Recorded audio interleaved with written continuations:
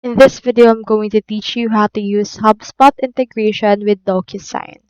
In order to do that, you first need to head over right here into your HubSpot account and click onto this marketplace icon. Once you click on it, click on HubSpot Marketplace. Once you have done this, this will open this marketplace wherein you can install applications. Click onto the search bar and proceed to search right here for DocuSign. So in here, you can see DocuSign off by HubSpot. So this means it was developed for HubSpot by HubSpot. So click onto this right here. And in this, you can see that it requires DocuSign subscription. So for this case, just head over and click on install. This will open right here this new window. This will direct you to the DocuSign wherein you are or you will be prompted to actually log in or sign up if you do not have an account yet.